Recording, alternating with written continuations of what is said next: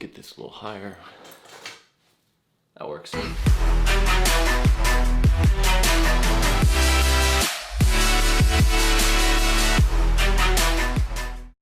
What's going on, everyone? It's Evan Naka again. So yesterday was my birthday, and if things couldn't be better, I got some really amazing news. And it's not only good news for me, but it's good news for all of us Sony lovers. The long-awaited Sony a7S III has finally been confirmed. I've literally been waiting for this camera to come out for what feels like 2 years. I don't know, maybe longer. I'm gonna keep this video really brief because I just wanna hit main specs, why I'm excited about it, and why you should be excited about it too. I've been using the Sony a7R III. I've just recently upgraded to the Sony a7R IV. Amazing camera, love it. Is it great for video? Yeah, it shoots great video, but can it shoot video like the S series? No. The S series, if you don't know this, is geared way more towards video use than it is for photo use. Can you shoot photos with it? Of course. All Sony cameras are really good doing both. But the R series and the S series are extremely good at doing one versus the other. And that's what the S series has going for, video.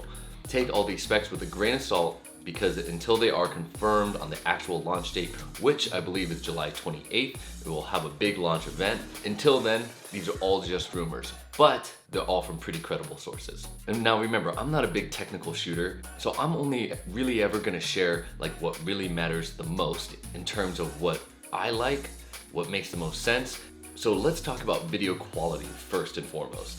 So obviously this camera is gonna be able to shoot in 4K. Now, the Sony a7R IV is only able to shoot 4K all the way up into 30 frames per second. Not bad. This camera is rumored to go all the way up to 120 frames per second.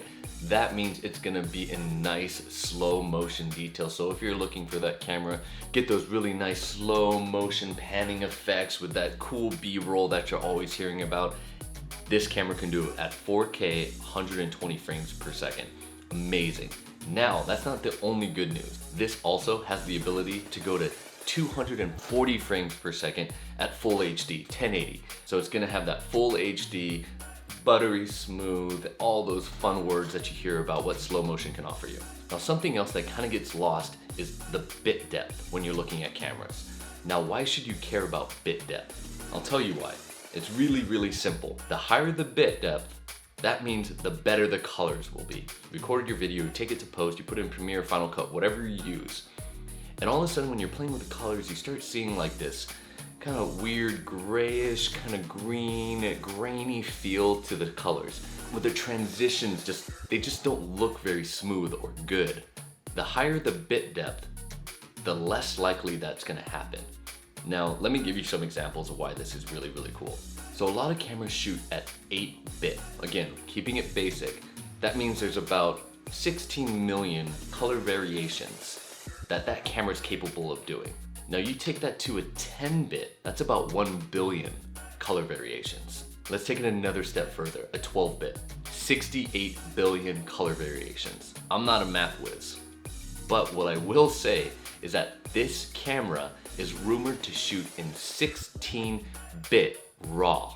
Now, if you just try and conceive what that actually means in the color variations and why that matters so much, that's giving you like full cinematic quality in a little handheld mirrorless camera.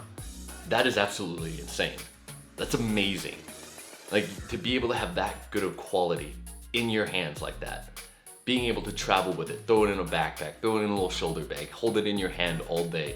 Also, the S series cameras are known for being able to shoot in super low light, so I bet you this one does not fail us in that either. Last two things. Have you ever heard about shooting in log format? Log format is a flat profile that a lot of videographers swear by.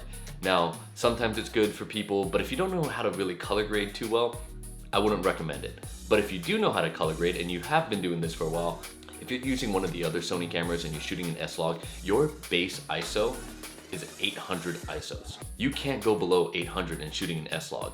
This one shoots at 160 base. So being able to shoot at 160 gives you a lot more flexibility and actually is a really nice feature for this camera. And finally, the last thing that I think you should be excited about, because for some reason, Sony cameras their screens, when they probably have full capability of every single camera to do this, are not fully articulating.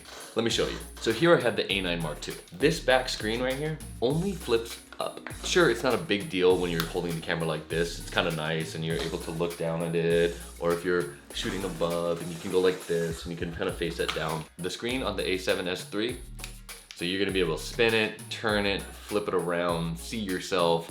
It's actually one of those things, if you don't have it, maybe you don't notice, but when you have it, you'll notice it on every other camera because you're gonna miss it once you get it. And that's it. That's the Sony a7S III that we've all been really excited waiting for. At least I have. Remember, these are all still rumors until the actual launch event. I'm Evan Naka. You guys have a good one. I'll see you next time.